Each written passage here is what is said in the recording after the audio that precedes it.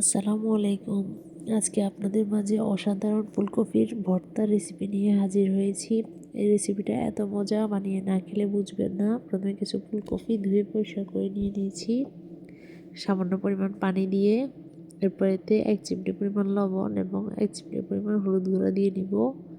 দেওয়ার পরে এগুলো ভালোভাবে পানির সাথে মিশিয়ে নিব। মিশিয়ে নেওয়া হয়ে গেলে চুলার আগুনটা ধরিয়ে দিব।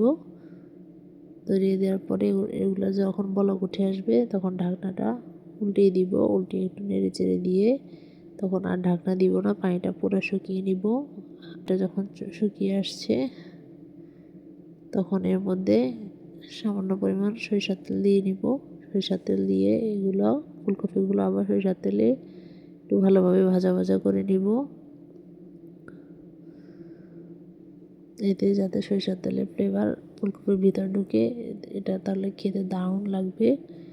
এভাবে সরিষার তেল দিয়ে একটু ভেজে নেওয়া হলে সিদ্ধ করার পরে আমার ভেজে নেওয়া প্রায় শেষের দিকে সুন্দর একটা স্মেল এসেছে এবং এগুলো ভাজা ভাজা হয়েছে। তখন আমি নামিয়ে নিব। এরপর চুলোতে আমি আরেকটা ফ্রাই প্যান বসিয়ে দিব। বসিয়ে দিয়ে সেখানে সামান্য পরিমাণ সরিষার তেল দিয়ে দিব। সরিষার তেল দেওয়ার পরে কড়াইটা একটু গরম হয়ে আসলে এখানে কিছু টমেটো ফালি করা দিয়ে দিব। দেখুন আমি 2টা টমেটোকে ফালি করে নিয়েছি, ফালিগুলো দিয়ে নিচ্ছি।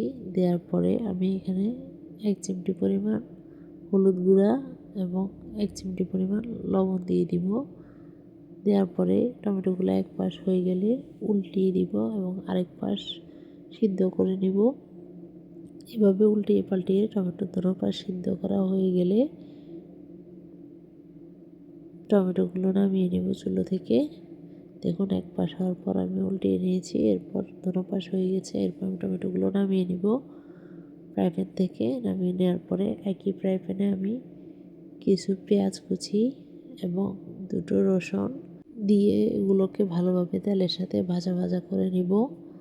দেখুন আমি রসুন আর পেঁয়াজগুলো নাড়তে নাড়তে ভাজা ভাজা করে নিব। যখন রসুন আর পেঁয়াজগুলো ব্রাউন কালার হয়ে যাবে, এগুলো কালার চেঞ্জ হয়ে আসবে, গোল্ডেন ব্রাউন হবে, তখন এগুলো নামিয়ে নিব। দেখুন আমার সব কিছু ভাজা কমপ্লিট। এখন আমি এগুলো মিক্স করব ফুলকপিগুলো। প্রথমে শুকনো মরিচগুলো আমি আগে ভেজে নিয়েছি। এটা হচ্ছে একটা টিপস, আপনারা শুকনো মরিচগুলো আগে ভেজে এটা এয়ারটাইট বক্সে রেখে দিতে পারেন এবং যে কোনো সময় প্রয়োজনে ইউজ করতে পারেন। আমারগুলো আগে ভাজা ছিল। এরপর আমি পেঁয়াজ আর শুকনো মরিচগুলো হাত দিয়ে কচলিয়ে ভালোভাবে মেখে নিব। দেখুন হাত দিয়ে কচলিয়ে শুকনো মরিচের পেঁয়াজ মাখা হয়ে গেলে এরপর টমেটোগুলো মেখে নিব। এর সাথে ভালো করে হাতের সাহায্যে মিক্স করে নিব।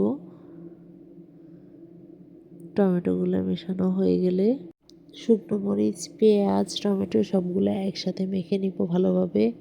সবগুলা খুব ভালোভাবে মেশাতে হবে যাতে মরিচ, পেঁয়াজ, টমেটো সবগুলো ভালোভাবে ফ্লেভার ফুলকপির ভিতর ঢুকে।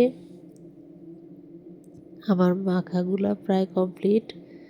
দেখুন আমি ফুলকপিতে সিদ্ধ সময় লবণ ইউজ করেছি,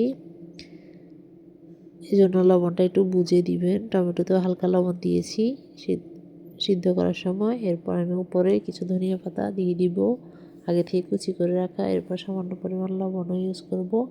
লবণটা একটু বুঝে দিবেন কারণ লবণটা আগে ইউজ করা হয়েছে। টেস্ট করে যতটুকু পরিমাণ লাগবে ততটুকু দিয়ে নেবেন। এই যে আমার ফুলকপির ভর্তা রেডি। আমি উপরে একটু সরিষার তেল দিয়ে নিলাম।